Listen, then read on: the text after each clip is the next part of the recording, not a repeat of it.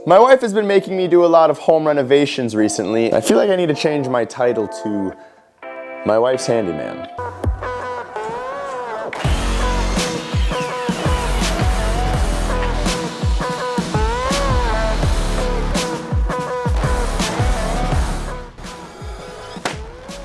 In today's video, I'm going to show you how I created an accent wall for our bedroom, and it completely changed the look. The first step was to clear out all of the furniture, and my wife loves making faces at the camera, but tries to be sneaky while doing it, so you'll see this a few times.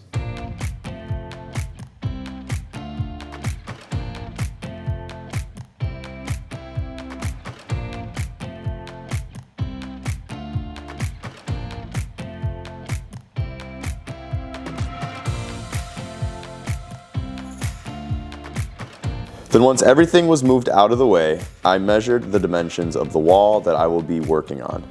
I also consulted with the boss on where all the strips needed to be positioned.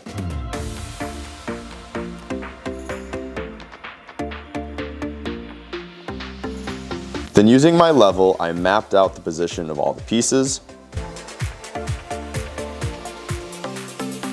And it looked like a tic-tac-toe pattern once it was finished. I then used a stud finder and marked every stud that intersected a horizontal line. This will be the areas that I nail the strips to guarantee the strongest connection. Now, I'm building some cabinets for a client, and obviously I had to put them in the worst spot imaginable, and so I had to make a little room. To make the whole length of the wall, I needed to butt two pieces together. So instead of taking two 90-degree cuts and pushing them together, I'm going to show you a better way.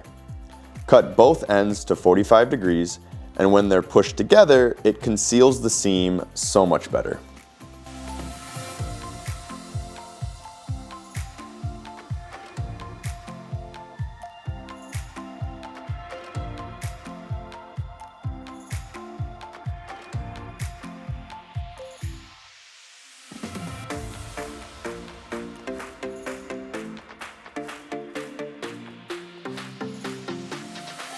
Along with finishing nails, I placed a bead of liquid nail on every piece.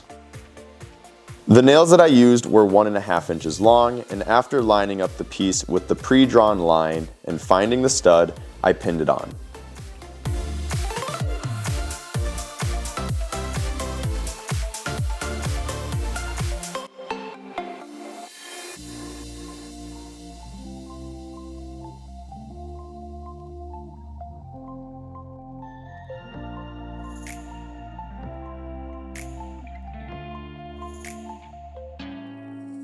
Always check your pieces with a dry fit.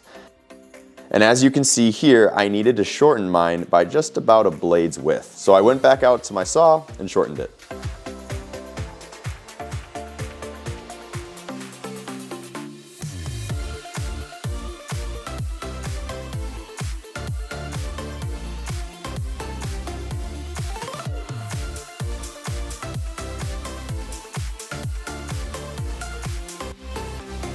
I then repeated this process for the other horizontal pieces.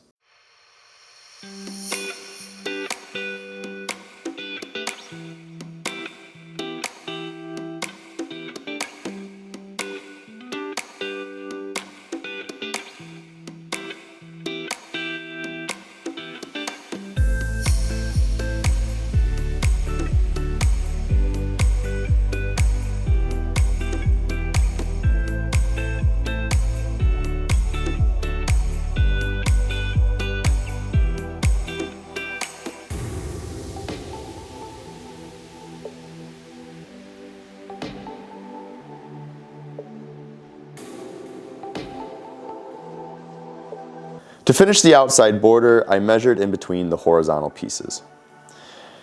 And this is what I had to deal with.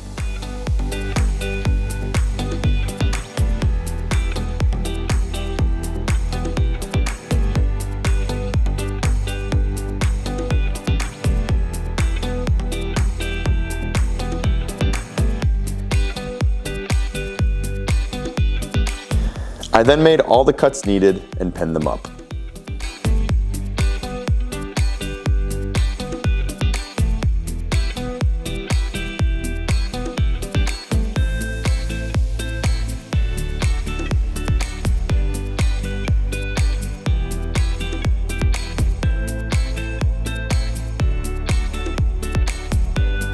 found all the lengths for the middle pieces, cut them to length, and pinned them directly to the horizontal strips.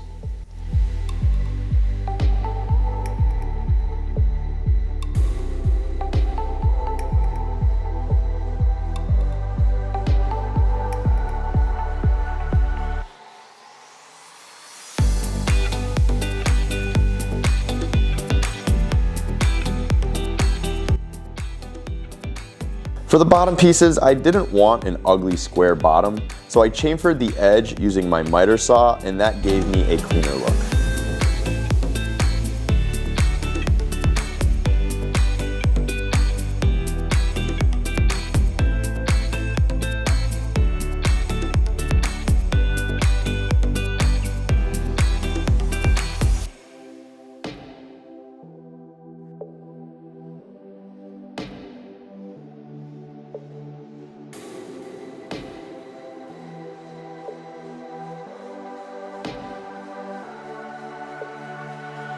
After all the pieces are secured to the wall, I went around and caulked every seam.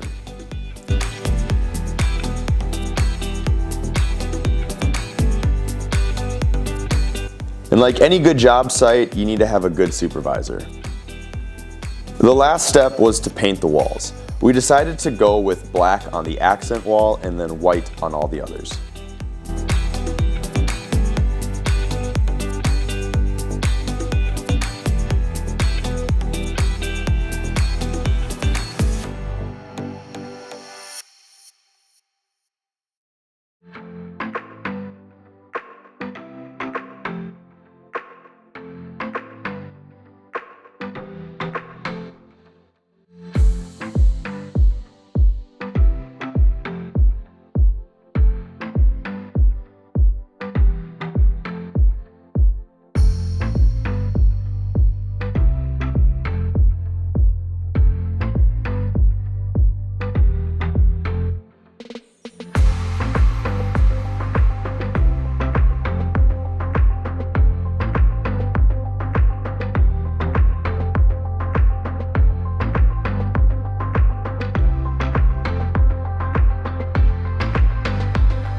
Once it was dry, I was able to reassemble the room and put everything back the way it was.